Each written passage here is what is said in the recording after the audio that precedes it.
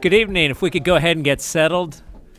Thank you all for coming out this evening. I know many, if not all of you, were at the open house we just had a few minutes ago, but thank you for coming on over and sticking with us. We appreciate you all coming out. There are, I think, some more tables or chairs at the table. If there are any other members of the school board who'd like to join us at the table, we'd certainly make room. John and Lawrence. Okay. Tay, before we get started, I would like to read a disclosure. I wish to disclose that my wife is an employee of the Falls Church City Schools. She is, however, a member of a group of 3 or more persons who may be affected by the approval of the FY16 budget. After consultation with the city attorney, I can participate in this matter fairly, objectively, and in the public interest. Is there anyone else who might wish to make such a disclosure? I will. I have consulted with the city attorney and make the following declaration as the city council considers the proposed fiscal year 16 city budget. I am employed by Falls Church City Public Schools and am a member of a group of 3 or more persons that may be affected by the approval of the FY16 budget. I can participate in this transaction fairly, objectively, and in the public interest. Great. So I tell you, I think this was meant to be an informal time for us to get together, to ask questions back and forth. We know, and you know, that council has sort of collectively sent you some questions earlier on. We can either start with those, we can just ask general questions, but I think the idea is just to have the free flow of information and dialogue and try to understand things a little bit better. It is the start of the process. We have plenty more meetings. This is a work session, and so members of the public will not be making comments at this time. You're free to listen, obviously, but at our next meeting, we'll have a time for public to comment and to speak. So that would be your time, the regular meeting, which would be next Monday upstairs in council chambers. But unless anyone objects, maybe we could just start with the questions that have already been maybe sent over. Welcome. Thank you. I have put a packet together for you tonight, and of course we won't read through every little detail. It's for you really to take home, but these are supporting documents that go along with questions that City Council sent over. When you lift up the cover, there's an items by page just to help you a little bit, and the page numbers are on the bottom right. But basically in pages 1 through 10, there was a question about what are the benefits and how do they compare. And on the benefits section, you can look at Alexandria, Arlington, Fairfax, Falls Church, and Loudoun. And the school board looks at this every year, of course, as part of our budget work session. And just kind of on a high level, what you'll find is that we're all pretty much the same. And if somebody pays a little bit less in health insurance, for instance, then they pick up dental, like in Arlington. But for the most part, there's not a lot of variation in what anybody in the education realm gets for benefits. Do you have anything to add, Mr. Kimball, to that? I do. Okay. So, and I know you'll want to look at that and study it. And we all are in different organizational groups that negotiate rates, so they change obviously annually. On page 11, there was a question about staff retention. And so on 11 and 12, it just gives you an idea of what is the percentage of professional staff who leave for other positions. And the number that you see across the bottom are the number of professional staff, and we're showing you 2007 through 2014. And at the top, you'll see it's the percentage that actually leave. On page 12 behind that, what you're looking at here are the professional staff who leave for other Virginia school divisions. So if you, for instance, take the dark blue, if we have 8% of our staff that left in 2011, on page 12, you'll see 28% of those went to another school division. And I will tell you, the spike that you see in 2011, 2012, and even going into 13, those were some of those folks that we lost to Arlington.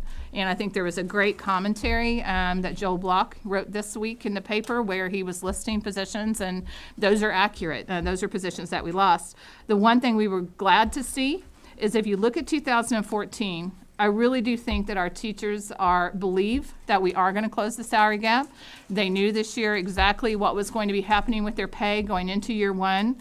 And I think it helped us keep some folks who were really thinking about, do I leave or can I afford to stay? I will say the area that I am most concerned about in regard to teacher pay that shows up on here is the bottom portion on page 12, which is recruitment. And and somebody had asked me again, like when you're trying to recruit, what are some positions this year that were a challenge? We had a second grade teacher for TJ before we could get them signed, pulled out, and for a contract in Arlington. We had the same thing happen with a first grade teacher, and especially when it's right before school, it's challenging because if our numbers grow in June and July, it's very difficult to get an experienced teacher because other school districts will not let them out of their contracts and they don't have to let them out. So what we're competing for is a 10 or 15-year veteran teacher, master teacher who has just moved to Virginia or looking for a job. And those are the teachers that are, it's impossible because if I offer them a position and Arlington offers them a position, when it's $15,000 or $20,000 difference, they take Arlington's job. They do come back and want me to negotiate, but I can't do that. We don't have negotiating power. So the, just looking at your chart, so last year, it looks like 3% went to other districts. Right. What percentage of the 3% went to Arlington? I think it's all of those, that 3%, but I can double check on that for you. So, yeah, I think people would like to know, particularly since the idea is that we would try to be competitive with Arlington's Yep. salary, whether in fact the people are leaving for there, and if so, Yep. what percentage these people. So at least I'd like to know, Yeah. maybe others would as well, what percentage of that for the last 3 years maybe, so we don't overly burden you with data collection, but maybe Sure. for the last 3 years, what percentage who have left for other professional positions have left for Arlington, maybe Fairfax, Alexandria? Can you collect that kind of data? Do you have that kind of data? Yeah, I think we have it, and I should be able to drill down to the next level. Okay. And I do, if I could point out on the recruitment on the bottom, just if you have middle schoolers, you may be living through it, and I hope some parents will come and share their I'm going to say frustrations this year because we had a reading specialist who left us right before school started. We're unable to fill that position until October, so we went for the first month of school with no reading specialist. We have a Spanish position, which is still not filled as of today, and I have a native Spanish speaker, had to get special permission from the state for this person because there were no other candidates. Again, we lost that candidate right before school started to higher pay. We have a math position, exactly the same thing, and as of today, we're on the third teacher for this group of children because we started the year with somebody who did not have Virginia certification. It was the only candidate after the candidate pulled out and went to Arlington, and we weren't able to get them certified, and you can only keep them in by law 90 days. Had to put in a first year out teacher after January. It's been a struggle, and as of today, they're on their third teacher. So, and I just share this because it is a real issue, Okay. and STEM was the same way. So that's what I have on this. So do we have any questions from council, at least follow-up questions on that? Before I move on from that area? Okay, so I think either the data you provided, particularly with the where did people go, Sure. follow-up, I think would probably satisfy people as far as information goes. Why don't we go on to the next topic Yep. area? The next one is you're looking at the proposed salary improvement by employee group, staff compensation. And what chart 13 is showing you is the question that City Council sent over is how many people fall in what range for a salary improvement or salary increase on the pay plan. So the blue bars that you're looking at are teachers. The orange is support staff, and the green is administrative staff. So over on the far left, you have staff who will see no increase at all, up to 1.4. And when it's a 1.4, as a reminder, just with the offset of health insurance, that means they'll stay flat. So we have staff who will see no increase this year. Vast majority of our FCCPS staff fall within 1.5% to 4%. Where we're really targeting is over on the right, and you'll see 91 teachers on that right in the middle section that are between 7 and 8. These are the teachers that are having the great big gaps on the salary charts. And as you go across, you'll see how many people fall in each one of those areas. So it's showing you the range. This is a targeted scale, and we're not treating everybody the same, which is very, very different for city or schools. Usually it's 3% for everybody or Sure. And so the range is, what is the lowest end of the range? 0. So 0, and that's not for any teachers, that's just No, for sir. support staff. right. So some support staff are getting no pay raise, but teachers, what's the minimum for teachers? Be about 1.5 if they're on. 1.5%. So 1.5 is the low end for a teacher raise, and what's the high end? Probably. 12.4. Yep. 12.4. There's So two the people there. So the range is 1.5 to 12.4%. And what's the average teacher increase? Yeah, it's Either median or both average and median? It falls around 7.2% 7.2%. Yes, So sir. the average is approximately 7.2%. for the professional staff. Okay. But That would be professional staff being teachers, or is it also? Yes, sir. principals and that sort of thing as well? Actually, with the administrators, will be 4 administrators who will not There's see zeros. any increase. I gotcha. And then 17 who will fall between 1.5 and about 2.5. Okay, so let's just look at the questions. See, so also, I guess one of the questions is this part of a multi-year plan? And if so, how many more years does it have to run? We're in our second year of a 4-year plan. Okay, so there's third, fourth, or 6 more years? Yes, sir. Okay. And what are the increases proposed for those 2 years? Going out? Yeah, out years 2 and 3 and 4. Each year, we did it in equal chunks. It would be about $1.6 million a year. And so is that about the same as this year? To my recollection, it is. It is, sir. Okay, so it might be that for the next 2 years, we might have average increases again of 7.2% in that range, ballpark? If we stuck to the plan, that would be the assumption I would make at this point, yes. Okay. I think that's it for what's here listed under this heading of our questions. Do people have particular questions about it as well? Mr. Baruch? This is sort of a little bit of the flip side. I mean, I think we have a good sense of the compensation and where we're falling short, and I appreciate also the information that we're getting about the other French benefits like healthcare, et cetera. I haven't had a chance, because I'm seeing this for the first time, to digest it. But from what you all can tell on the French benefit side, where are we? We're all pretty much the same in education-wise for Northern Virginia, in the sense that, actually, well, Arlington's probably better in that they do dental care, and they also do some 401, like 3B matching, which we don't do anymore. But when dollar for dollar, we're very similar. There really aren't any benefits other than healthcare, quite frankly, or dental. I mean, it's, other than that, it's like FICA and things that everybody has to pay. Okay. And I throw this out, has the school board sort of looked at increasing some of the French benefits, say how much we're contributing possibly to healthcare, as opposed to how much we're contributing to salaries? And the reason why I say that is the effects on long-term budgeting are different, but the take-home pay may be the same at the end of the day. So I'm just trying to think creatively of, can we increase benefits on one side that perhaps aren't pensionable and could lessen some of the overall budget impacts, but yet leave teachers with the same amount of take-home pay at the end of the day? Can we think creatively that way, such as through retirement plans, deferred compensation, anything like that we can do that could, at the end of the day, leave still, help us catch up to where Arlington is, but maybe in a slightly different way. And then 2, just anecdotally, do we know some of the reasons why teachers are coming into our district from, say, Arlington? I'm hoping that we're recruiting the other way around too, or are we? Don't, actually. If from Arlington, we can get an administrator, and it's usually somebody who's on a teacher salary. And then when they go into administration, it's 12 months instead of 10, so you see pay increase. But for us to recruit a teacher is incredibly difficult, unless they just happen to live locally. And I can't even really think of anybody that we've recruited as a teacher. Just because, unless they fall at the very beginning of the scale, because we're competitive, or, well, and even at the end, because Arlington and Falls Church both cap at 15 years. So if you're a 20-year teacher or you've taught longer than 15 years, it's not beneficial to move anywhere unless the salary scale is going to help you. Like our teachers who are 16 years can go to Arlington, be placed on 15, and still make a tremendous amount of more money. They can't do that coming here. Thank you. You're welcome. Other questions about this particular element of our council questions? Mr. Duncan? I'm sorry, if this goes back a little bit, I'm sorry. I'm seeing this for the first time too, so it's taking me a little while to absorb. Page 11 and 12, I just want to make sure I understand. Professional staff leaving FCCPS for other positions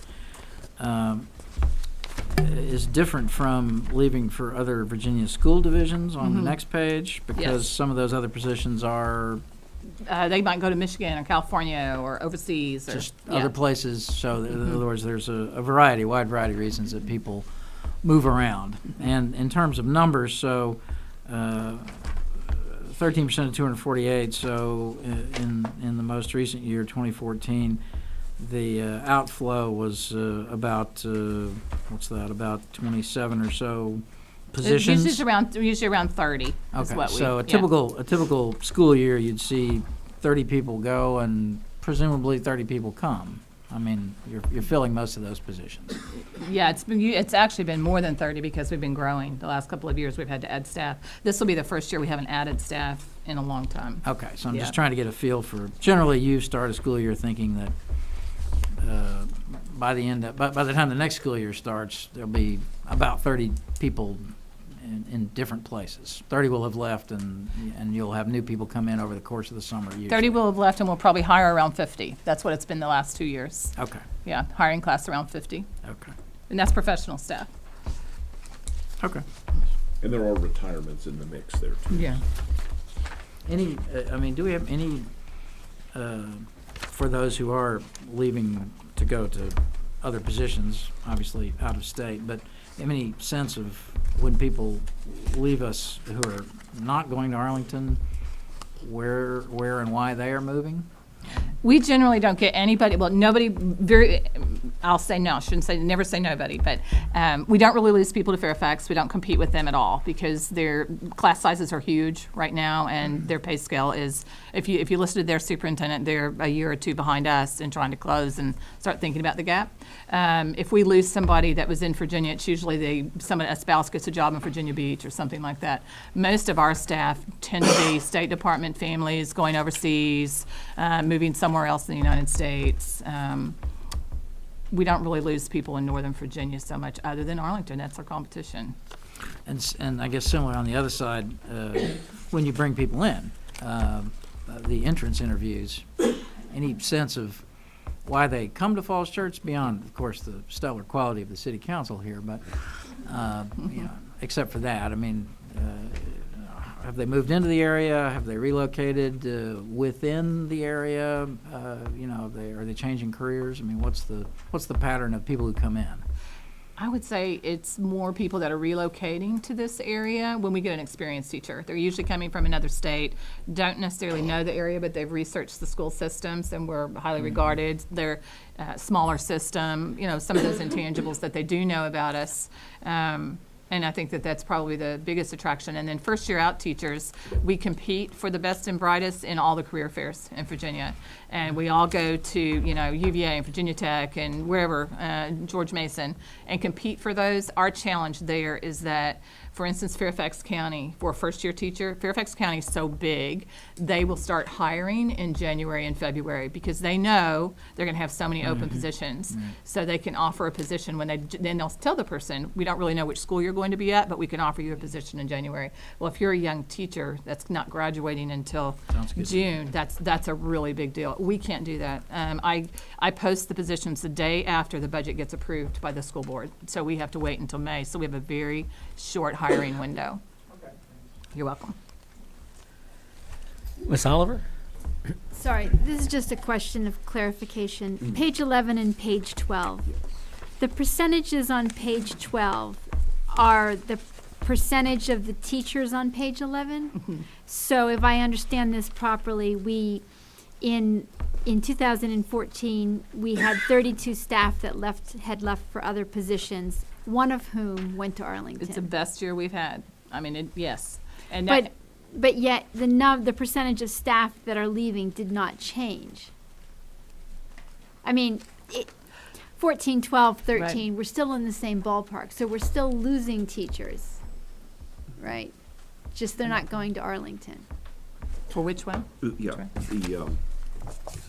for example, 13 and 14, yeah. it's very, very, very similar. We're Yeah. losing approximately the same Yeah. number, and yet Yes. fewer are going to Arlington. Yeah, I think we had a good year this year because teachers believe, and again, I think it goes back if you read the commentary this week. Teachers have faith that the school board is working really hard, and teachers want to be here. They love the school system, and I think if our teachers could sit here, they would be able to share that with you. Okay. So let me just, for my own edification, so on page 12, I guess it's page 12, not exhibit 12, the 3%, did I just hear that just only one person went to Arlington last year? I just know it's 3%. I know I have to go out and pull that from Lisa High, but I'll clarify this for you. and come 3% back. of 32. I And I'm did not the joking. calculation. Thank It's you. one You're correct. person. Yeah. So the percentage on page 12 is a percentage of the percentage on page 11. Yeah. So it's actually, it sort of seems like it's more maybe than it is if you just look on page 12. So, for example, the year before, 17% of 12%. Yeah. And so how many would that be? I just know it's around 30, and I'd have to go ask Lee. So this is just how they calculate it from our human resources. So I can definitely drill down though and bring a new chart for you. That will be I easier think to it'd be read. helpful for Yeah. me in my little brain. It's Sure. hard for me Just to see do the numbers. percentage. Yeah. 5. Yeah, Yeah. yeah, so you said 1 last year and maybe 5 the year before. Is that total or just Arlington? Well, to other Virginia school divisions. Oh, so it's not even just Arlington, that's all the different districts. No, but I can tell you that's where they go. But just, But we'll bring back the hard number for you. okay, but just for now, it sounds like last year we lost 1 to Arlington, or 1 to Arlington, and the year before, no more than 5 to Arlington, because Yeah, 5 left. 5 is for- a lot for us. So, what I would say the biggest issue we're having right now is below that chart. And I just want to focus you back there again. I Because it's the gotcha. recruitment. Okay, so yeah, I think it'd be good to know the absolute numbers. Absolutely. Maybe instead of the percentage of the percentage. That would help me. Would it help others as well? Sure. Okay, so maybe just the absolute numbers Yep. of maybe what we lost the past 3 years to other jurisdictions, and then what those jurisdictions were, maybe? Okay. If you know? And you Yep. could just say out of state, maybe of one category, but maybe Arlington or Yep. Fairfax, Alexandria. I think that would be helpful to know. So any other questions on that topic? I'm just looking at the questions that were sent over. Mr. Brook? I'm not sure it's exactly on that topic, but so this is really helpful. And looking at the materials before, it was clearly my sense that sort of Arlington is who we're competing with, and it sounds like the school board's plan is within a certain number of years to be in relative competition for salaries with and being on par with Arlington. 3 to 5%. Do we know where Arlington is, sort of what they're thinking is after that? Like, what's their trajectory as far as what they're planning on doing with teacher compensation Well, in the long term? what we've done is we've studied their scale over time, and so we know exactly what they tend to do, which is a step into right around 2%. And so we had to run Arlington's scale out 4 years before we could actually run our scale out to know what it takes to close the gap. This time of the year, when we get to May and June, Hunter and I will start working on next year's, because that's assuming that they stay with the same formula that they have over time. But if they don't, then we would actually come back in and recalculate for next year, for year 3. It just so happened between last year and this year, Arlington did exactly what we had projected that they would do. So we know roughly based on what they've done historically, what they're going to do beyond the 4-year time horizon that we're looking at? Well, you go out 4 years, and then every year, everybody is doing exactly like we do here in Falls Church. So you can look at historically, it's a step and a COLA is generally what the school divisions in Northern Virginia do. I get a little bit of a heads up, usually in October, because all the region superintendents meet monthly. And so we go around the table and confidentially share what we're planning as we're planning for our budget. So it helps all of us kind of know regionally that we're, in line with the region. I guess what and you all know me, you know sort of where my questions tend to go out a few years. So the notion of sort of trying to close a gap within a 4-year period makes sense. But what I'm sort of concerned about is, okay, we're caught up at a certain point, plus or, minus whatever that bandwidth is, 5%. And all of a sudden, if we don't know where Arlington, if that's who we're pegging, is going to be, say, 10 years down the road, like that makes budgeting, then we're just catching up again. I think Which it's- causes problems again. So we're like, I don't want to have future councils be in the same boat that we're in now and have this conversation 8 years from now, or 4 years from now, or 6 years from now. So, and I know some of it's kind of guesswork and trying to figure out where we're at, but knowing, look, the plan is, I think, given the regional climate, that we're looking at a 2-year incremental step COLA, if that's what it equals out to, would just kind of help in the planning process. And I think that's that work. We've encouraged our city manager to do is kind of come up with the compensation study, which we have now, but kind of a formula of where we think the increases are going to be over the long haul. Understanding the sort of school salaries are a little bit different because we're playing catch up. It's not where the city is on the general government side, but it'd be nice to sort of know beyond the 4 years, okay, we've caught up. but here's where we're headed as we plan for the future, especially knowing that in roughly 4 years, just if I do the calculations in the back of my mind, there's going to be major capital projects that come online, and debt service is going to hit right around the same time. So we're going to hit pretty much like a pretty big budget constraint right around year, Cindy, when do we start hitting those numbers? Help me here on the CIP, like when we balloon on debt service if we stick with the CIP plan. So And I will say, I think roughly at the same time. I think Hunter and I are both very committed to, first of all, we've looked out, 4 years, and we started that really looking out 5 years when we started talking about this. But we also know we have to be very cognizant and pay attention to what's going on in the other divisions scale to scale. And one of the reasons that we got into this difficult spot was, well, first of all, during the economic climate, we didn't do step raises and make adjustments, but Arlington also had a non-traditional scale, and they didn't have a traditional. They have some longevity steps and things that were built in. And I think somebody, probably 10 years ago, was very strategic in Arlington about how to get their scale to that point. And so we know we are watching their scales as well as watching what they do. And that'll be really important in years 5, 6, and 7. If they reset their scale, how are they resetting their scale? So if it's another non-traditional model. So we're watching all of that. Okay. I think it may be worthwhile kind of bringing the salary plans in line with the CIP and given where we're going to be. I think this all makes sense where we're headed. I just think that, come the outer years on the CIP when we're trying to do some major capital and the capital is going to come due in the sense of debt service, that I don't want to have a conversation, well, we're falling back and everybody's sort of been set up for a mindset and we just can't compete at that point because we just haven't been forecasting and those two models aren't in line. So I would encourage everybody to look at that, including our city manager and again, these are discussions we've had about operating budget and Sure. capital expenses. So I just think we need to look beyond the 4-year time catch-up period. I don't want to just keep trying to catch up. And I might just point out on pages 14 through 18, I don't think we need to spend time on it, but they're heat maps so that you can look at how many teachers are on each step in each area. This was another question that was asked. And what is the actual dollar difference between us and Arlington? And we're trying to be within that 3 to 5%. So where you see the white, that means we're there.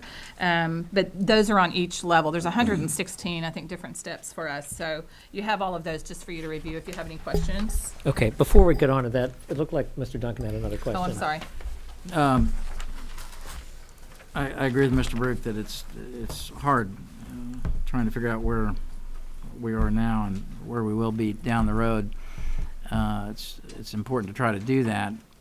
I would also like to ask you just to give us some information, if you could, later on one of our problems or one of our issues is competing with Arlington. But what you said there a few minutes ago about how difficult it is for us to take a teacher from Fairfax. I mean, I'd like to look at the glass the other way. I mean, if we are short a second grade teacher at TJ or a reading specialist, and you hear these stories, it's a small community.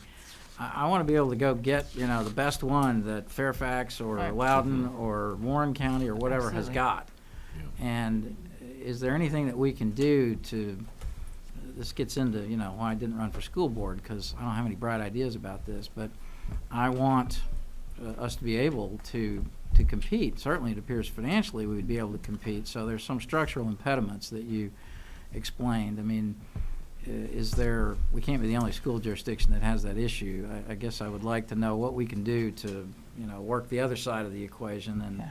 while we focus, some attention on Arlington, as the years go on, if things stay the way they are, Arlington's going to be always a challenge to compete with. But Yeah. we're always going to be ahead, I think, of a lot of other jurisdictions. So what can we do to pluck people from them? Yeah, and let me just clarify, when I say we don't compete, our teachers don't move to Fairfax. We certainly will recruit a Fairfax teacher. One of the big issues you get into when you change school districts, Fairfax has like a supplemental retirement plan that we don't offer that's different. If you leave Fairfax, you lose it. So for instance, last year when we had an assistant principal's job open and we went through the first round and narrowed down to a candidate that was from Fairfax City, she ended up up not coming because she was going to lose too many of her benefits. She'd been in Fairfax County long enough. So there's some components like that. It's kind of, people ask us why they don't jump from Washington, D.C., from here to Washington, D.C., where they earn more money. It's retirement driven on a lot of those. But that gets exactly to the point that I was trying to make earlier, is can we think about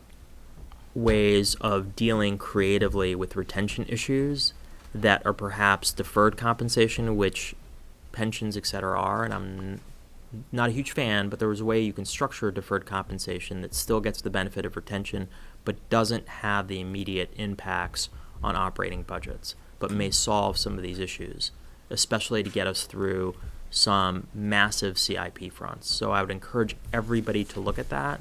And it sounds like there are examples, and I wasn't aware until what we're talking about now with Fairfax. But if there's creative ways we can sort of rich the pot, and again, I've sort of said that on the general government side, that we should be looking at salary as one component of compensation.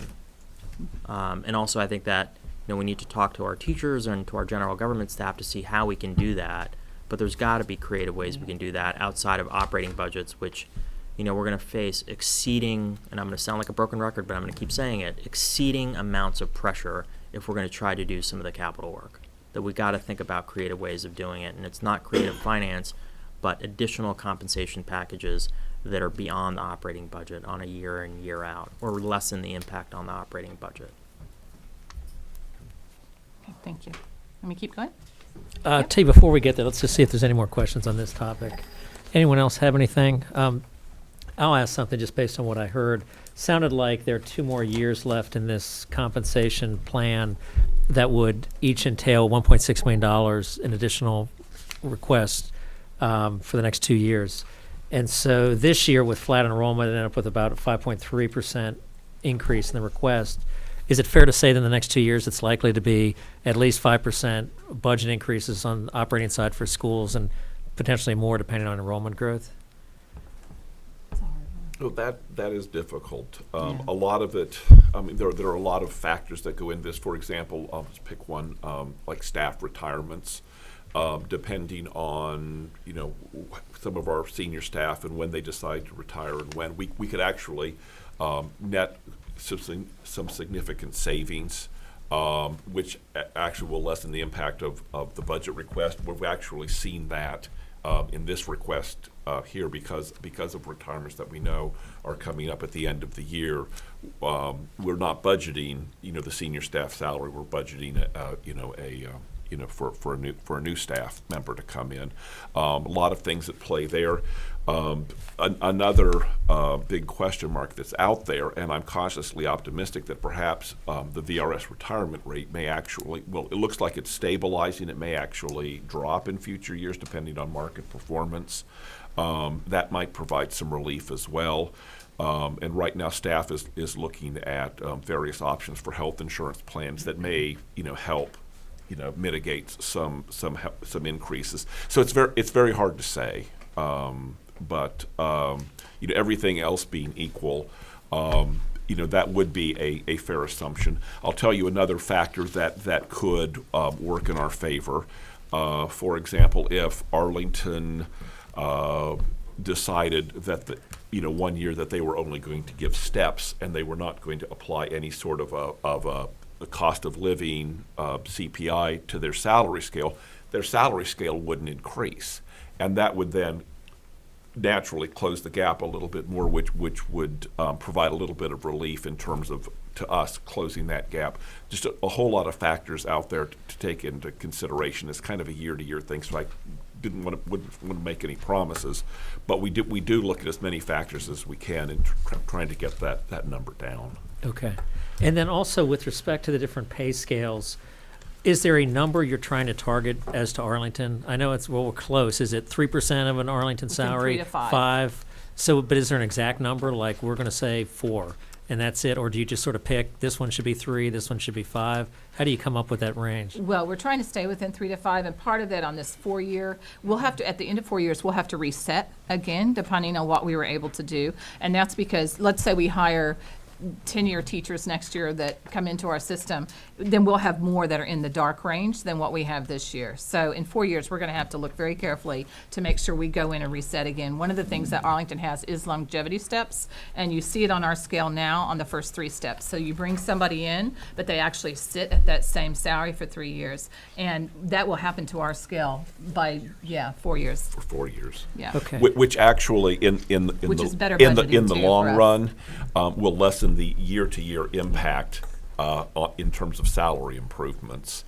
And in fact, as Dr. Jones was saying, we would have to look, and reset, the plan. We actually have to do that every single year. Yeah. We did it this fall to sit down, and it just so happens that Arlington did exactly what we had projected that they would do. Had they done something less, there would be a different scale that the school board would be bringing forward. Okay, thank you very Yeah. much. So if there are no more questions on this particular topic area, why don't we go to the next? I'm just looking at the questions that were sent Yeah. over Yeah. before, but why don't we go on to the next topic area, which I've got at least on the list of questions we sent over. Please provide a chart of teacher compensation that compares to surrounding jurisdictions, includes total compensation and benefits. The question that I had was on base salary, but the benefits is all in that front section that you looked at, and that's where you have to really go in and look at what we pay for healthcare, and you'll want to read that. That's the I think 7 or 8 pages. On page 19 and 20 is where you can see the regional salaries, and that's your base salaries for all of your professional staff. And on 19, you're seeing where we started in last year, and this is only it's a snapshot, and I don't necessarily like this snapshot, but it's what WABE does, and the Washington Area Board of Education, so that's why we use it. Has starting, it has the middle range, and then it has a maximum teacher salary. And this is where we started last year. We were almost dead last and starting a maximum. On page 20, you can see the growth that we made this year in year 1. It looks like, oh my gosh, starting salary is really, well, the gap was small. We didn't have a very big gap for starting salary, and so the one thing we wanted to be able to do this year was to close that gap first so we could be recruiting the young teachers right out of college this year. The gap is actually biggest in the middle, and we did move up slightly. But again, that middle gap is where we're seeing gaps that were like $20,000. So anyway, that's the regional comparison. Why don't we pause just for a second, see if folks have questions on the charts we've just had our attention drawn to. Does anyone have any questions about what we just heard? No? Okay. Thanks. Maybe why don't we just keep on trucking? 21 and Mr. Z? 22, sorry. I'm sorry, Mr. Z, sounded like you had a question. Sorry, it's a late-breaking thought. Have you given us representation before for where we would be if the budget request was approved? So if you looked at year 1, would you be able to put together a year 2, or don't you have all the information for that? We won't have a year 2 until everybody does their budgets Right. this year. Because you don't, like Fairfax is trying to close the gap, but nobody really knows where everybody ends up until we all get through this process. And Mr. Z, I did. I had the same thought you You have did. a WAG? Yeah, I did, and I thought, well, what if Arlington does next year exactly what we think they're going to do, and put together a table similar to this, and we can certainly provide you with that. That'd be great. It's just like you said, a WAG, but it's better than. Well, it would give us some good talking points that we could give our conclusions to the general population. That'd be great. Thank you. Sure. Okay, well, unless there are any other questions on these charts, why don't we keep on moving, Dr. Jones? And there's a lot of information here. There so, is. And I want to apologize, but I didn't, as you know, I would appreciate that you sent all the questions, but I didn't get them all until the weekend, and so No. we tried to get this to you as quickly as possible. No, you got a big job. We appreciate all the work you put into this. We know it's a lot of time and effort. 21 and 22, I think, are always the most confusing for folks to understand, but it's the questions that are based around fund balance. and how fund balance is used and how it gets applied. And basically, I'll give you the short version, and then Hunter can answer any questions. But he's tried to, 21, kind of show you the arrows where any unspent funds at the end of the year, we have to wait till they're audited in October. I know that you're aware of that. But what we know exists goes right back into plan for the budget. So anything that sits in fund balance, it helps us every year with our budget. And so the arrows, when you're looking, it's plugging it in, and then it's showing you fund balance at the end of the year is just second up from the bottom. So you can see over time what we've been able to do. Again, anything that's unspent goes right back to help fund the next year. And then on the second page, 22, one of the questions was, well, how do you actually get cost savings? And I think Hunter hit on it before. You can kind of see it in this middle section where we've had variances in spending. It's usually salary and benefits, and if we happen to lose through retirement or teachers moving overseas or for whatever reason, we lose people who are 15 or 20-year veterans, and then we hire a fifth-year teacher, we get cost savings that way. Most years it's a wash. We celebrate if we actually end up having a little bit extra, especially if we don't have a contingency, but it's usually a wash. Student tuition, again, you're just looking at, so that could be a variance. We have to budget for 3 students per year to attend Thomas Jefferson High School. We may only have 1 student that takes it that year, so it just sits in the fund balance and then goes right back into the next year. Professional development, if we underspent there, materials and supplies, again, these are just all, and I will note in 13-14, it was slightly bigger than what we would have thought it was going to be, and that was driven by a couple of purchases that we did after that July 1 date because we weren't quite ready. So like the Jesse Thackeray kitchen was budgeted in last year, but we had to carry it over because we weren't ready to buy the kitchen equipment until after July 1. And then we also had a bus purchase that we purchased at the end of summer. Actually, Yeah. with the bus purchase, that way it seems like the bus seems to take up an inordinate amount of time during discussions. But strategically, there was a bus replacement budgeted last fiscal year. The board decided for a number of reasons to delay that purchase, to put it off, with the anticipation that the approximately $90,000 price tag, the value of that bus, would then roll into fund balance and increase the fund balance. So that was a strategic decision. Thank you. Atu, why don't we take another pause and see if anyone has any questions about the charts we've just seen about carryover and Oh, things may I, like may that? I add one more Of course, thing? Mr. Carter? sure. Of And course. in terms of the fund balance, the 1 year where the fund balance really took the school fund balance took a huge leap was when the General Assembly gifted all the Virginia school divisions with a 3-month premium holiday on the retirement, and we had it close to $600,000 that we didn't have to spend, that we were anticipating spending, and as a result, it did go up, and ultimately it did help us in what year was that? 11, 12? 11, actually 12, 11, 12, I got you. 12, Carried over 13, too, yes, and it did help us there. Okay. Thank you very much. Are there any, Mr. Duncan? Thank you. Thank you for this chart. It's very helpful.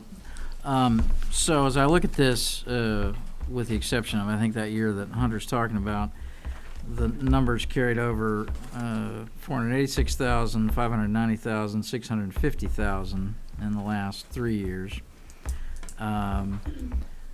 People who've been on the school board here in the past have explained to me that, things happen during the course of a year. Some of these things you've identified on page 22, it's a little hard to predict, even in a small system. What's going to turn out to cost less than you thought that it might.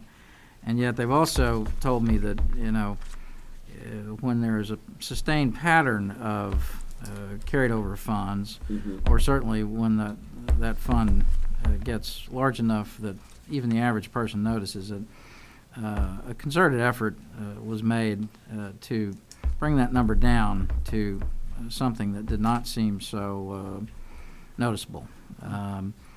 If you took 650,000, that would be not quite 2 cents on the tax rate. But I guess what I'm asking, as a matter of philosophy, is it, do you feel like it's the board's philosophy to try to drive that carryover number down to as close to zero as is practical? I mean, this is not going to be no news to Richard because he hears us talk about this on the city side a lot.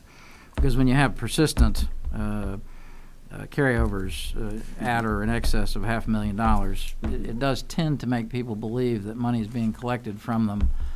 Not that all money isn't needed and put to good use, but for which there is no immediate use in a sustained way. I would say that we do try to run as low as we can, and one of the, I guess, the helpers we've had where it was a little bit bigger this year is if we don't use contingency. And, we would like to have 250,000, and that's for all things emergency, which is less than 0.5% of our budget. It's very, very tiny. So if a boiler goes out or something of that nature, and that happens, then that takes a lot of it. Right now, the water heater quotes that we have are, Between 40 and 70,000. yeah, I mean, that's just one water heater for this week. So that sometimes will help us in a small division if we don't have to touch that. This year, for instance, we haven't touched it yet, and we're sitting at 175 in contingency. So whether or not we'll get through the year, where that will help, but we really try to be as frugal. And the other thing we don't really want to do is at the end of the year tell everybody just run out and spend it either, because one of the things that's made our budget work over the last 2 and 3 years when we had student enrollment growth was being able to help the budget, and we're helping fund our own budget by not going out and spending crazy and being very frugal. Yeah, I understand that. I understand what you're saying. Appreciate your attention always to sharp pencils on that score. The contingency that you have, it's I think important for people to understand is over and above the contingencies or reserves or emergency funds that the city, of which we're all a part, has. So, for instance, like in the last budget year when, we passed the budget on Monday and the next week we had to allocate $500,000 for the trailers at TJ, which, were found to be a hazard.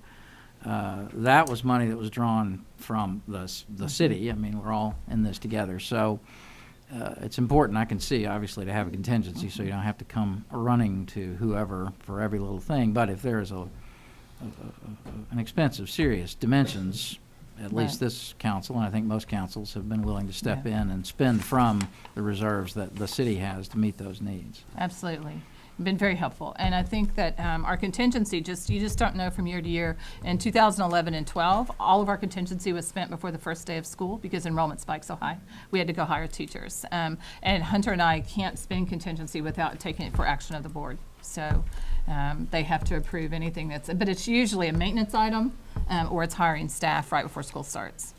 Just one follow-up on that. That's why I think there's such interest in, issues like stormwater management at Mount Daniel or whatever, We're all, I think, looking for the TJ trailers, Right. and wishing, had we known this time last year about the TJ Right. trailers, our budget discussions would have colored them at least.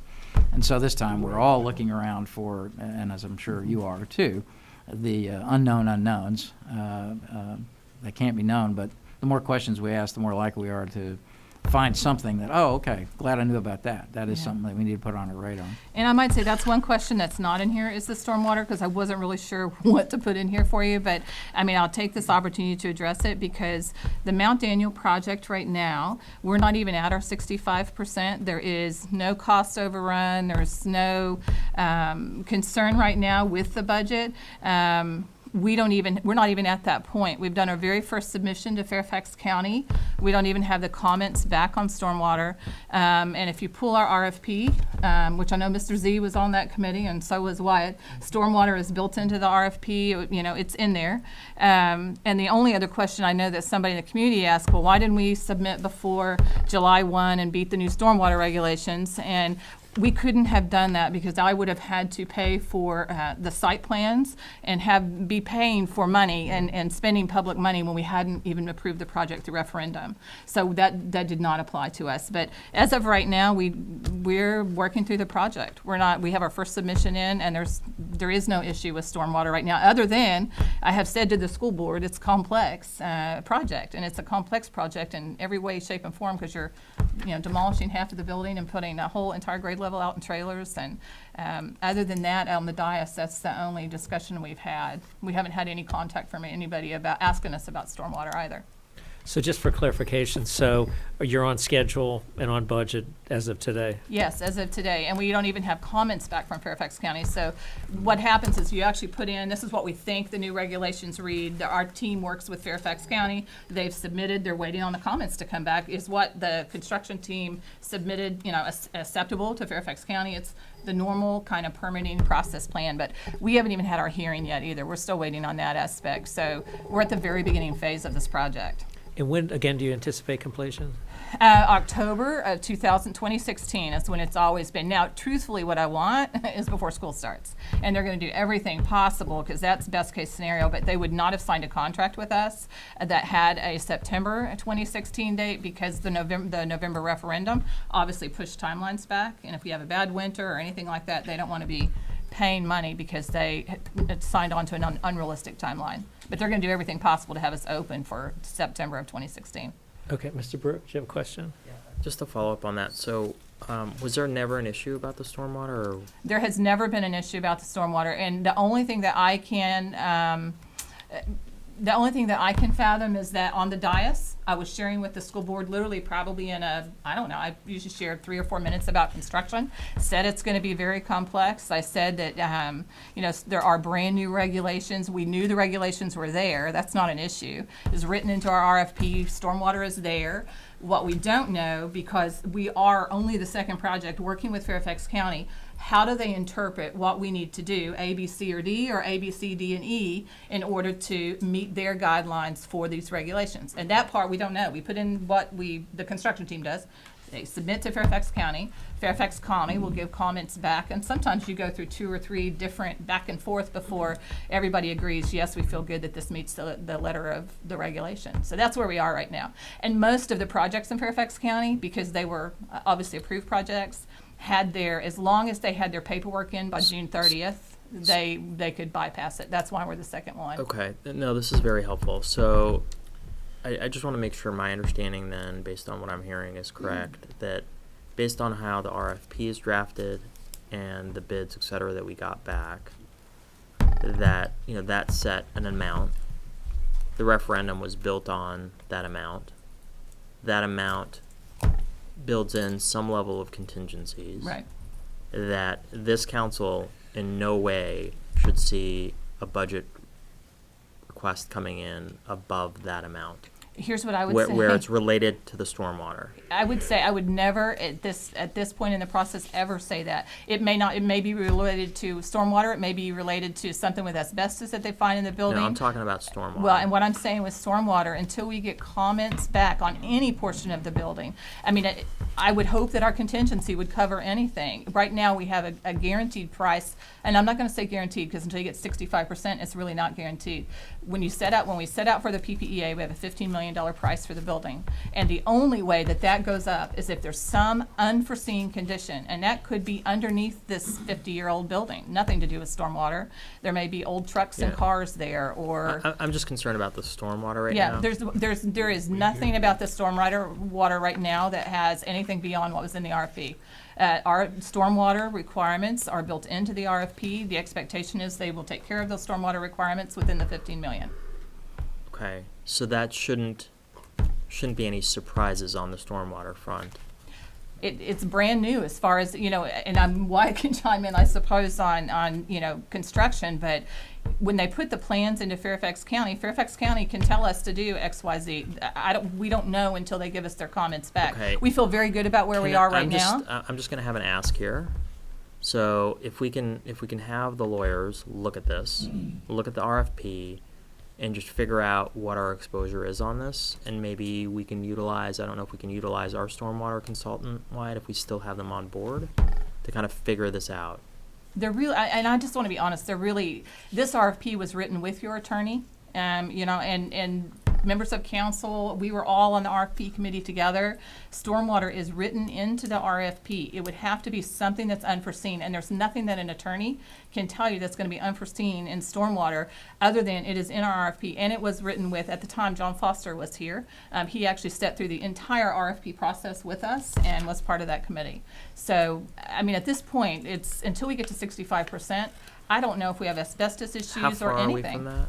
I would say probably a matter of weeks, probably within the next 2 or so weeks, I could Okay. come back and update the So school within board, this maybe, or budget- the city council. Within this budget, we should know. Oh, whether there's- absolutely, yes. We need to be ready to demo the day after school gets out. Okay. So we're moving very aggressively, and I'm happy to come back and do periodic updates to city council on the project. So just Um, trying to understand that time frame.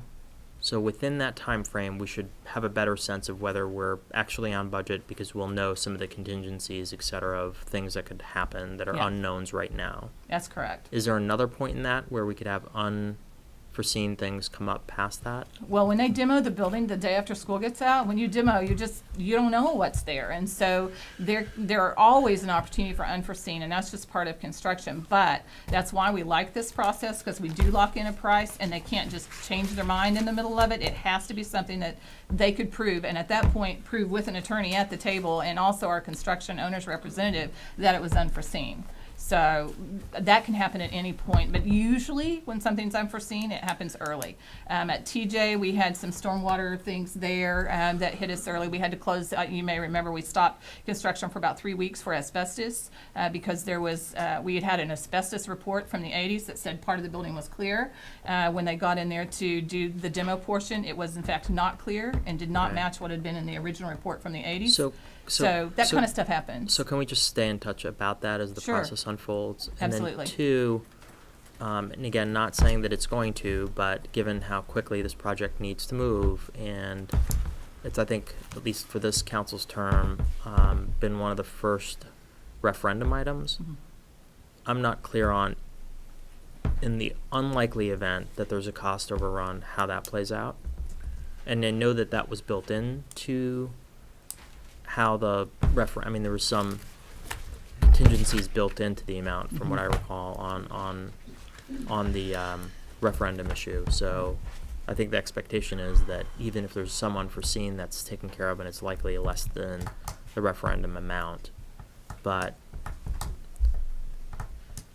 there's been enough said that I think it would be prudent for us to know what needs to happen just in case the unlikely event happens. I don't want to be asking that question, and again, it's an unlikely, I don't want sort of people running with this notion, but I'd just like to know, what the game plan would be if that were to happen. Yeah, and I'm happy to keep you in the loop on and come back and do periodic reporting as we're working through the process, if that would be helpful for City Council. And we did that even with Planning Commission earlier this year, where I was just updating them on all the construction projects. And I will just take this opportunity to say that the school division has a great track record. There was huge cost savings at MEH. There was cost savings at TJ. We're on budget at Thackeray. So, I mean, our track history has been that we're very responsible in construction projects. And I just want to share that just because I know along with some of the things that And I have was been shared. deeply involved, obviously, with the last school project Yeah. we did that was, I think, worked out really well, other than, we should have probably done more because we've outgrown the Yeah. space. But, and again, I'm not interested, and other council members may want to dive more into the weeds. All I want to know is, are we on budget and are we Right. on schedule? That's Okay. how it's managed, up to the school board. Thank you. Okay, are there any other questions on this topic? I'd like to wrap up this portion of tonight's meeting by 10. We still have a few more things that will just be with the council after we're done with this discussion. Are there any discussions, or are there other questions about Mount Daniel? Okay, why don't we keep on moving then? I think the rest is faster. So. Okay, great, thank you.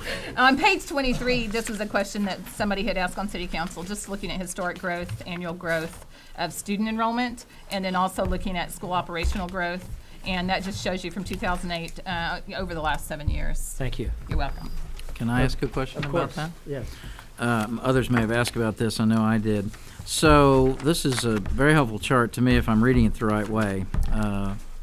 Sorry for the dive here a little bit, but so this tells me that in April of 2010, the council had to cut the school budget by 4.9%, and that September enrollment growth was up 3.1%. In April of 11, Correct. council zeroed the budget, and enrollment that September was up 4.8%. Am I reading this That is in correct. correct sequence? Okay. So obviously, those were Yes. tough years, and hats off to everybody who was Well, here. and sir, the school board, I believe, put in a 0 request. Sure, right, You know, exactly. so- I didn't mean to so say- you weren't the meanies, or Yeah. you weren't on the council. Hats that off year. to, I was Mr. not. Snyder wasn't the meanie that Thank- year. Thank goodness to. Hats off to everybody who was here then. Those were obviously very tough years. So in April of 12, Yeah. the council was, which is right before I came on, the council was able to give a 9.3% budget increase, and the enrollment that fall was up 4.3%. So the budget number was roughly twice what the enrollment turned out to be that September. Then in April of 13, which was the first budget that I voted on, the number was up 12.4%, and that September, the enrollment was up 6.6. So again, the budget was twice enrollment growth. Then in April of 14, the budget was up 9.1%, and enrollment this past September was up 1.6%. So the multiplier of budget by enrollment was up to four something roughly by then. Now the last line you have here on this chart is actually a projected number, because we haven't actually come to the Correct. 2015-16. So that 3.9% is right now your best guess, but you know, we really don't know, of course, what the enrollment in September will be, just as we did not know this time last year that we were only going to get 1.6. We could get 1.6 again. We could get, like that year that we got more than expected, but We are over 2,500 students now, I believe. yeah, well, you know, certainly we're growing as a system, and let's hear it for that, because that proves that we're a successful, thriving community. But if we try to match enrollment with budget numbers, I'm just looking at a pattern that shows that we have, at least by that rough measure, and it is a rough measure, considerably exceeded enrollment by a factor of 2 to 4 in the last 3 budget years. And so that's just something that I think is important for us all to have in mind as we look at this year's numbers. And finally, just one other marker to lay down. You mentioned that year that we did have unexpected enrollment growth in September, and you had to scramble to fill positions. I think it'd be helpful for the community to understand what that involved. Obviously, some extra work on your part. You had to go out and find teachers. You got past whatever constraints it is that one has when you have to hire teachers in a hurry, and you were able to do that, presumably, pretty well, because the program has continued to, perk along quite nicely. So that's just something, sort of scenario planning that I'm sure you have in your back pocket, that it's helpful for people to know that if something did occur, that we had an enrollment growth that was well out of what we expected, we would be able to respond to it. Ms. Oliver? Mr. Duncan, I would just like to point out that it's not really fair to compare the growth in one year. You need to sort of look at the cumulative growth, because where there was negative growth, in a sense, the higher numbers is making up for that. I think we've certainly, as I said, after 2 really tough years, we've had 3 quite robust years, and that's just important to understand. I mean, that's just the fact. And as we project ahead, we don't know what the enrollment's going to be. That's sort of a very main point. And had we known last April that enrollment growth was going to be 1.6%, I think it would have influenced the way that the budget discussions went. At least from my side, it would have. And again, I'm trying to figure out the unknown unknowns, and we can't. But there's a pattern here that we have kept up with enrollment growth by a factor of 2 to 4. And I hope that we are able to do that again as we go forward in this budget by a factor of probably closer to 2 than 4, but still. Okay, any other questions on this topic? If not, why don't we keep on moving? And keep if on I can trucking. add one thing on this enrollment growth too, we're really looking at doing, we always use our September count, just because that's official for us, but I'm also looking at making sure we start doing our March number more keyed in, because what we're finding, and especially tied with economic development, is that you have that growth in the spring, and right now if we were looking at this number, Mr. Kimball, you probably know off the top of your head, we're probably closer to 3% right now. This is our September number, and next year, as you know, we have 2 large Bless you. developments that open in the spring. And so that's something that with us, we're gonna have to really be watching, is the growth from September and then also the spring growth, because we're seeing some changes there. If I could, Mr. Mayor, I think it's a very important point. I'm glad you brought that up. Meant to mention it myself. So basically, a year from now, those who are sitting here will be somewhat informed about whatever is happening at Lincoln and at Rushmore. If those buildings open in the spring, and I've learned enough about development to learn that the spring is a very broad term. It seems to encompass days that seem more summery to me. But I would love to say that we're going to get those buildings open because it means we start collecting more tax revenue from them. But realistically, we're probably going to get through almost all of this school year, right, before we get kids in those buildings. I mean, we're talking about buildings that are, well, we can all drive by and see where they are right now. They've got a ways to go.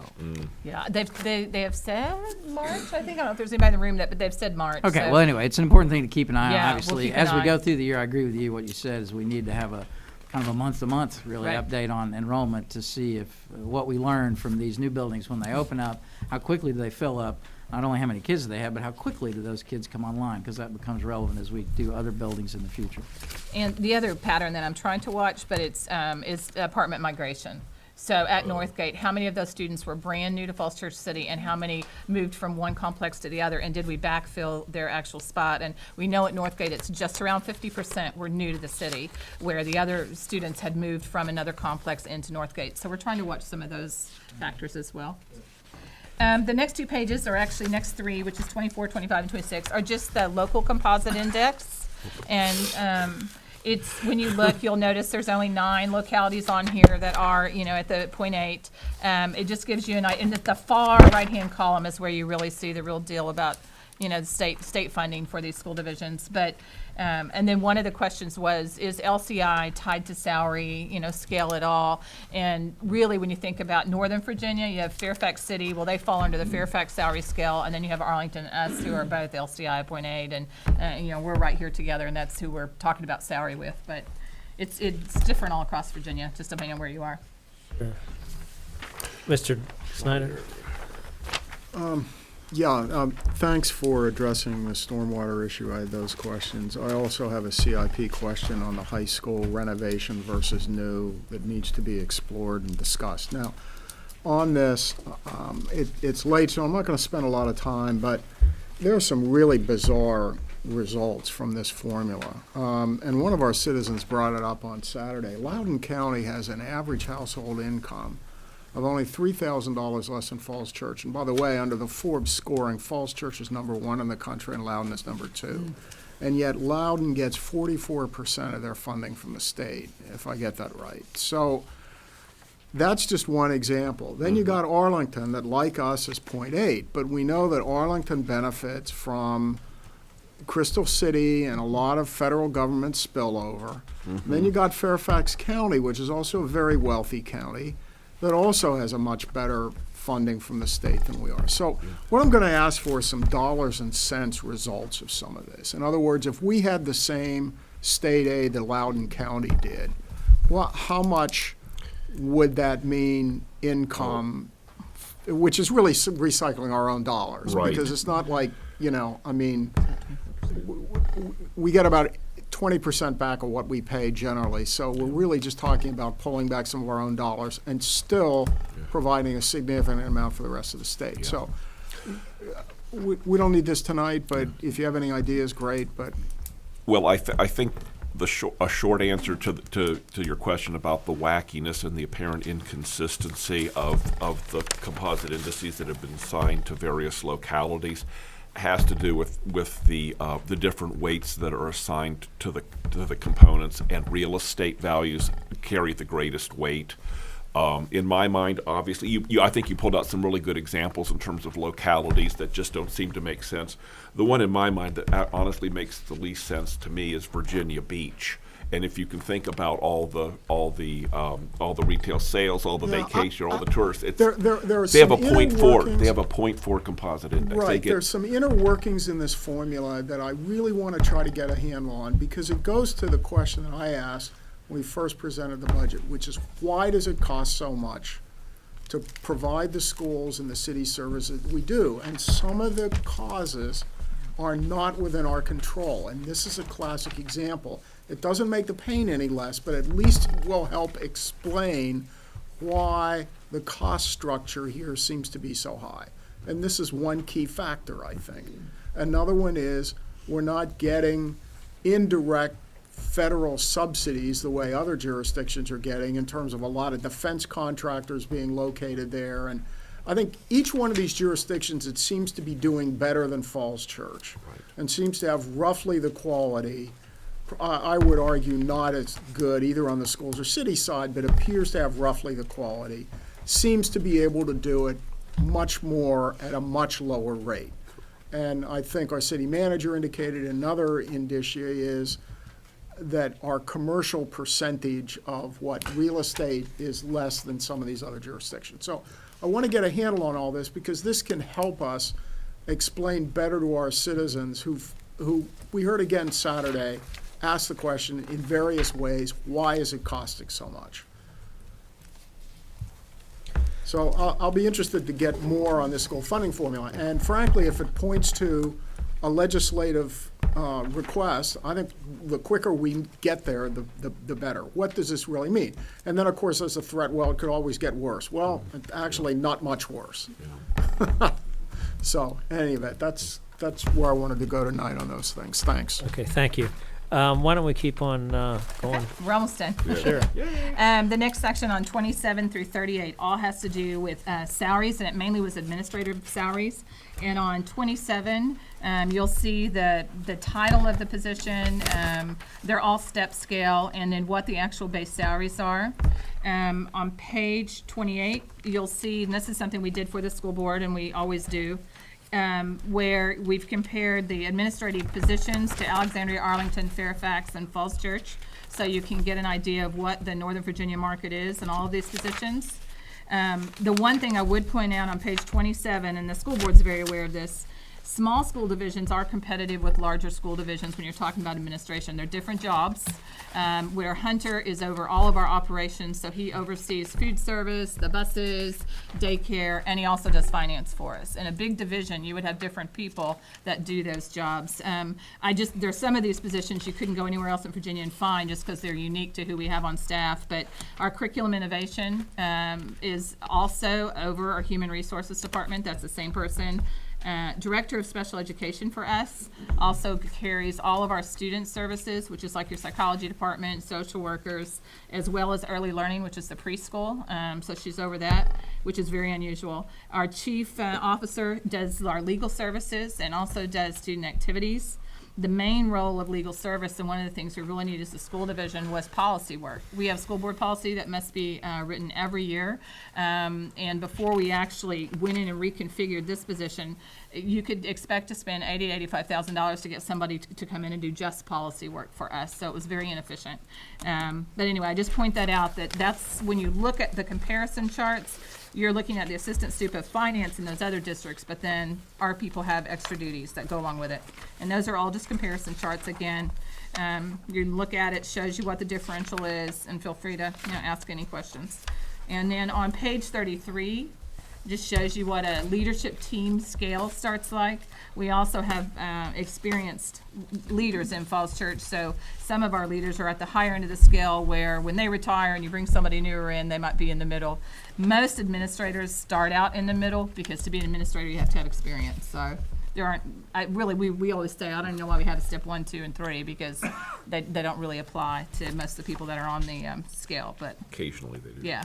And behind that, then you're looking at the next tier of administrative comparison. You've got your principals, your high school principals, and how they compare. And again, we're not targeting any of these positions this year, but we do have a couple that are kind of in those dangerous recruiting areas, like our high school principal is quite a ways behind Arlington and Alexandria here in Northern Virginia. So when you look at where those salaries are falling. And again, these are all the administrative salaries that go along with the scales. Okay, thank you very much. Are there any questions in this last bit of information we received? Mr. Duncan? Just a quick, so until recently, did you all have, Tom is now your attorney. Do you use the city attorney's services at all anymore, or? You know, Tom and Carol will work together, and I'll use city if it's something that's a city issue, but we definitely found that the city person has, especially now, more work, I think, than almost they can handle. I mean, they're busy, and so handling just our policy work, that's a monthly grind. And we also have, it's saved a tremendous amount of money for us because we used to have to call an attorney and contract for small special education issue or a human resources question where we needed somebody to interpret a FERPA or a FOIA. So our legal person's also our FOIA officer and handles all of those issues which the city person, there's no way they could do that for the schools. Thanks. Yep, you're welcome. Okay, unless there are any other questions, why don't we go ahead and wrap up this portion of our meeting, and thank you all for coming out. We look forward to having the continuing dialogue that we started tonight, and thank you so much for coming out and sharing with us. Thank you.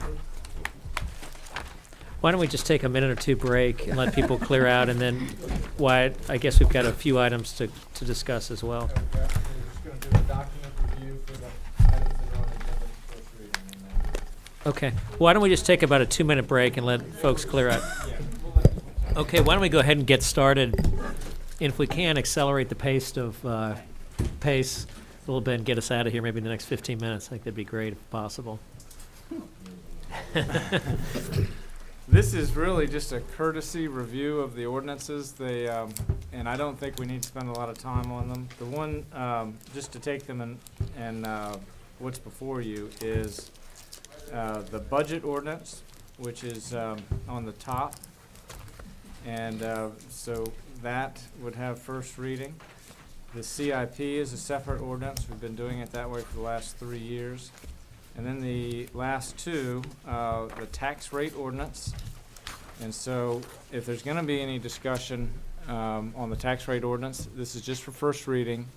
If this is acted on first reading at the $1.34.5, then that's going to be the basis of all our state code mandated advertisements, and that's how we will set it up for your action then on the 27th. You can go April 27th. You can go below the $1.34.5 rate, but you can't go above it. If you want more room in the budget, then you would set it higher. You don't have to adopt that rate. You can always go below it. If you set it below the $34.5, then cuts will have to be made. You can't adopt a higher rate. Okay, any questions? And then the last one is the sewer rate ordinance, and that is to raise the sewer rate by 3.5%. So that would go to $1.73 per 1,000 gallons, and there's no other changes to any fees on the sewer. And this is sanitary sewer. This is not the stormwater fee. The stormwater fee is unchanged this year. Mr. Brook? So, in light of the fact that my fellow council members may just strangle me in a second for what I'm about to say, but I'm going to say it anyways. Can we do it before you say it? Possibly. Will we still get out in 15 minutes? And I'm not even going to be delicate in how I'm going to put it, but I had some misgivings about how much we're doing on the PAYGO side, and I think some of my questions brought that out. And Mr. Shields has not built in any PAYGO, and capital projects, dare I say, have been suffering one way or the other as we move forward. So I'm concerned that there's really no PAYGO in here, but I know we're still looking at the operating budget side, and I'm just not sure how much give that there is there. Because what I'd want to do is possibly expand PAYGO, but I just don't know at this point that if we've got enough to cut to do that. And I'd like that flexibility. So I'd like to hear from the manager about, is there, in his professional opinion, and I know what the answer is likely to be, about whether there's cuts that we can do and put that towards PAYGO. Well, one, the PAYGO, there is PAYGO in the budget. I think it's a fairly healthy amount of PAYGO. It is all from the reserves the council's already set aside. And so our real problem with PAYGO is going to be next year. And we will run through our reserves. We will still have water sale proceeds, but The other, the 1.6 million that the council set aside in reserves, that will all be Gone. expended, except for in FY, I think in 18, we have $1 million set aside in those sort of standard reserves, not water sale proceeds, for the Big Chimneys Park / transportation improvements associated with the Harris Teeter project. Other than that, there won't be any reserves that we anticipate that we'll be able to use for PAYGO in FY17. And I know that there'd been some discussion about setting up a separate fund at one point, and it may actually be set up, but there's no money that's been allocated to it. Can we talk about that? Well, surplus was allocated to it last fall, and so that's why our reserves right now are being able to be used for PAYGO. It's the lack of any sustained funding for PAYGO capital. So really, the simplest way to put it is the tax rate is not supporting any capital. It's not supporting really any one-time costs at all. Should we be? We should. For our long-term financial condition, we should have Okay. Dedicated sustainable revenue for those capital So projects. don't we have a policy on that? Several policies that go to this? Richard? That we are not funding? Yes, we do have a policy. We did start to fund it last year, but there is no. Okay, so what would the tax, let me be more explicit. If we were gonna do the policies that we set out, within a limit of reason, how much would we need to kick in to start funding some of those long-term capital items?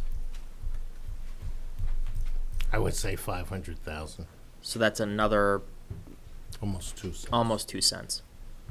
If we were gonna actually fund the policies. Yes. So my question is to my fellow council members, and again, I'm not saying I would support it or I would support X, Y, or Z. Do we want to build in that flex, at least on the tax rate, to give ourselves enough bandwidth to do that? To meeting our budget sort of policies. I would be in favor of at least having that discussion and then figuring out where we can cut and move around. But I just remain concerned that we're not meeting sort of our policy objectives for capital. And we can figure out ways to shave 2 cents to start meeting those, or a penny to start meeting those in the budget. That could be another way. I just don't know whether there is enough to cut right now in the budget, standing here today, and needing to vote on an ordinance by Monday, a week from today. The offer about strangling you, is that still in? Yeah, it's, I mean, I'm putting it on. I mean, it's either we have this discussion now or we have it from the dais on Monday, but it's gonna be had. I think you've raised some reasonable points. Why don't we get into them? Ms. Oliver? I'm just saying, are you saying that you want to advertise the tax rate 2 cents higher to give yourself flexibility? I want to say I want to hold to the lowest tax rate possible, and I think this is already pushing it. But right now, between now and Monday, I don't know if I can cut 2 cents to put 2 cents towards capital or not. And I'd like that flexibility. I am not ending up in the tax rate of 4 plus 2 at the end of the day. But I'd like to at least have that bandwidth if we need to go there. Because we haven't even talked about unfunded items in the budget right now, let alone where we're gonna cut. But I'm committed to doing capital, and right now, from what we're hearing, it's gonna be cuts in order to do capital. And that's not where I may wanna be at the end of the day. But I think your comment with the capital, I mean, we are doing capital, just next year, we don't have the same source of funds that we have this year. I mean, that's sort of the bottom line, right? We have the luxury Right. this year of some good things, and you're saying, geez, next year's gonna be a lot harder, because we're not gonna have that running start of having it from this year. I'm just saying we have no sustainable path towards doing PAYGO, which other jurisdictions are able to do in the long term. That's why we every year we keep having this discussion about how are we gonna fund ongoing PAYGO items, and it's like, okay, let's kick it down the road because nobody wants to deal with it now. And now we're hearing this is really the last year, guys. Vice Mayor Snyder? Well, I think there's a larger discussion where yet again, we're gonna have to really understand what our policies really stand for, because there's constant shifting back and forth of particular items. No, it's CIP, yes, it's PAYGO, no, it's whatever. And so I think some clarity, and I think Councilmember Baruch has started the discussion, but I'm not sure that I would necessarily end it where he's gonna end it. So I am interested in looking at where we are in terms of our policies, where we've slotted various things. And then the water sale proceeds. One of the concerns I have is that we're gonna spend a little bit here, a little bit there, and before we know it, we don't have a significant amount of money that we can spend on something we really, really need in the future. So that's another issue that I've got with this. Finally, I have a significant question about whether we need police radios or not, which is about a $500,000 item. And as the Metro incident showed us, radios are absolutely critical. And if we need radios, then that's a $500,000 expenditure that we better find the money for sooner rather than later. So a specific question I'm going to have that relates a little bit to the capital issues is, radios, do we really need them? And if so, how fast can we get them, and how are we going to fund them?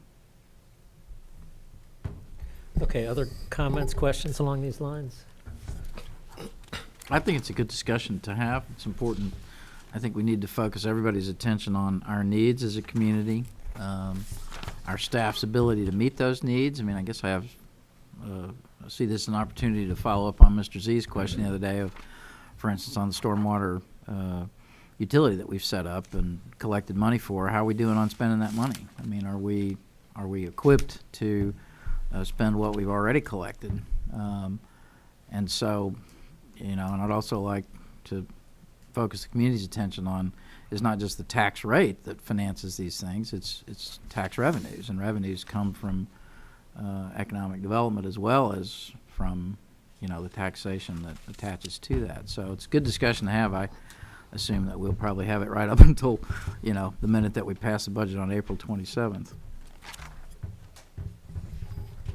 Other comments, questions on that topic? Do you have a specific proposal? Yeah, I mean, my proposal would be, and again, I mean, we've got Wyatt's budget, so I'm not worried that Wyatt's going to build in more money because he can't right now, if you will, because he's sort of done. But I'd like to give us some bandwidth to do more on the capital front to the tune of 2 cents, but I'm going to be looking at actually reducing the manager's budget to the extent that we can and not go there. And if we don't go there, just so everybody's clear, my first, you know, statement is going to be, I'm going to be asking the city manager to propose, you know, whatever our policies ask for on the capital front to reduce the budget by that amount. But so you're going to ask him to, you may ask him for a decrease in his budget from last year? If we don't increase, if we don't give ourselves enough bandwidth to kind of deal with the capital. So what I guess to your question, Dave, what I'm asking for is at least let's have the bandwidth to add 2 more cents that we can move to capital if we choose to. So we're not sort of locked in a narrower playing field right now. And that opens up the ability to have the discussion. And we don't have to worry about Wyatt increasing the budget just because we've now given him 2 more cents because he's done. So for clarification, you're not proposing advertising at a higher rate? I am, by 2 more cents. 2 more cents, I'm sorry. Okay. Correct. Or a penny, and whatever the amount would be that would meet the policy.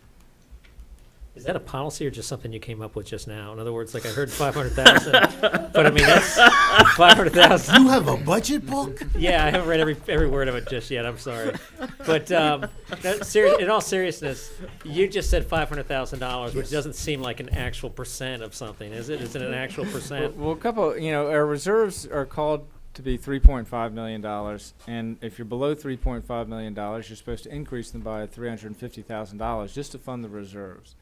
That's not to fund your ongoing year-over-year pay-as-you-go. Our current reserves are $12.9 million. We have $1.6 million that are from the standard, you know, council taking surplus and setting aside, and the rest is water sale proceeds. So as we are right now, the city is in good condition on its reserves. We do have a plan to use everything but the 85% funds in our proposed spending plan. And so it's pretty aggressive on using the reserves for community benefits that will be visible, that will be immediate, will be impactful. The ultimate decision on the 85% of the water sale proceeds, the council's got more time to deliberate on. We propose to use 3.4 million of it for the parking deck, but that's in FY18 when that would be a budget decision. So we've got time to work that through and determine if that truly is the best use for it. And we think it's a good use for it. But so in terms of Mr. Snyder's point, is it all being lost, that 85%, the corpus is entirely intact. The reason I do think the city eventually needs to get into a position of funding PAYGO on a pay-as-you-go basis. Next year, we'll have the benefit of the decreased pension costs. In addition to that, we'll have the investment on the return on investment in the pension fund. Those are going to be two positive trends in next year's budget. And I think the point that you're making should be highlighted and be remembered in terms of next year's budget. Because for things like that that are going to be helpful to us, I am going to be recommending that they be used for long-term capital needs. And the council's direction on the return on investment for the pension investment is that it be used on capital. So I think those are some positive things that get to the point that Mr. Baruch is making. And again, the reason why I raise this point is to what Wyatt was saying earlier. We've sort of done PAYGO as one-offs because of the last few years we've had budget surpluses, so that have put the money there, and we've kind of sort of moved around some of the money to do some PAYGO and kind of limp along, if you will. But it's never been sort of a dedicated effort, which is what the policy was trying to do. And given how we're doing budgeting now, there shouldn't be any big surpluses, et cetera, that happen that go to the general fund and then get kicked over as we move forward. So this notion that we're going to be able to kind of limp along once the water sale proceeds, et cetera, are sort of, divvied out and go to a bucket for capital is sort of done, unless we make some conscious efforts to put money towards PAYGO spending and do that for the long run. So, in my view, this is the year to do it. Because we've changed the budget cycle to kind of not have the surpluses over and over again. We're not going to be able to rely on, windfalls, et cetera, unless there's other assets that I don't know about that we're planning on selling.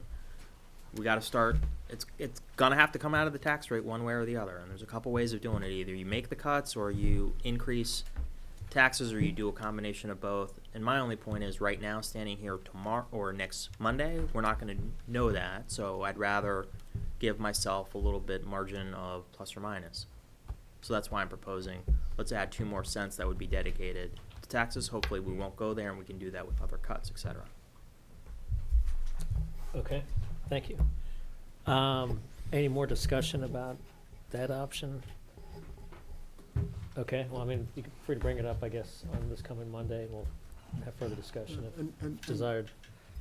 I'm sorry, Mr. Go ahead, Mayor. please. One of the questions I have is, what would we fund with PAYGO? Would that better have been a financed issue, or should it be done with PAYGO? Because I've seen PAYGO used very generously to fund what probably should have been financed in the past. So I'm interested not only in the concept, but what specifically would we do with the money? And what's the impact on funding at PAYGO versus doing it in other ways? And then I do have a specific question on radio equipment. Okay. Are there other questions for Mr. Shields or Mr. LeCondre? Or any things that people want to discuss prior to the conclusion of tonight's meeting? Is there anybody sort of who wants to think about this notion, or is it sort of nobody else is supportive of it? Anyone? I'm still thinking. As am I, still. Okay. And again, the notion wouldn't be this is where we go, because this is certainly not where I would end up. Just to be clear on that point. Okay. Are there other comments, questions from Mr. Shields? right, should we wrap up for tonight then? Yes. Mr. Shields, historically, when you do the first budget ordinance, how much is it usually exactly what you have proposed as the budget, or does it go a little higher, as Mr. Baruch has suggested? Everything that the city manager recommends, the council always does exactly what the council recommends.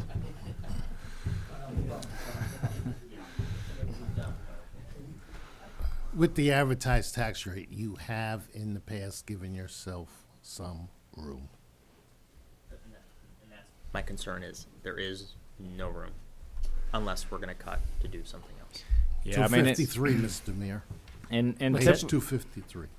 Was that the answers there? it's not a normal year that the regular miss budget that? requires a 4-cent increase, and so, in years when there's been no tax rate involved in the budget as presented, then sometimes the council has said, well, maybe we'll add in 2 cents just to give ourselves some room for maneuver. But when you're starting off with 4, we recognize that's different. But so the two you're talking about, it seems to me that's really geared towards next year more than this year. In other words, what did we spend it on this year? This year we put it in fund. So you just want to Or you could utilize it this year. so you would spend it this year? You though. could. But I mean, what are we spending on? What is there? That's exactly my question. What are we spending it on? And what This are is the the- options, this is assuming the that pro- we want to spend it This on is that? this is the conversation. We can't have this conversation if every year we're not willing to do the fund. I would just say, we've got in the CIP, which Cindy will present on next Monday. We can talk about the things that are not in the CIP that we did cut because they were requests like the police radios, the WWD improvements. There are other things in there that aren't in the CIP because we didn't have enough money to do it. The school board is asking for more money for the campus studying. There's a whole long list of things that aren't in the budget, but we think we can get there eventually. You just can't get it all done in 1 year. And So there would be capital projects you would have put in if we had the funds, certainly. if we would have had the strategic plan last year. Yeah, I mean, if I'm not sure your question. If we would have built in a CIP ongoing fund last year, Right. would you have done other projects this year? Well, I think from a project administration perspective, we've got basically all the projects we can handle. More projects than we can handle. Our real focus is to try to get these transportation projects moving, and they're hard because they're federal and state money. But we literally have millions of dollars that we are trying very hard in putting all of our efforts in to get projects delivered. And so we do not suffer from a lack of capital projects right now. And so in terms of a trade-off of reducing operating budgets for set aside reserves right now, that would not be a priority I would recommend in our current condition. Where I think our challenge will be is next year, but I think next year we do have some revenue some positive things happening that the council has really set the stage for, and so I think I think we'll just need to keep that capital discussion at the forefront when we have those additional opportunities next year. Ms. Conley? So that leads me to my question, which is personnel, which is the transportation planning commission position that is not in your budget, but would be quite helpful to be in your budget, and how would that be funded? And that would be a reason for me to give us a little more room on the tax rate, is to make sure that the positions that we need to carry out the projects that we have are available to us.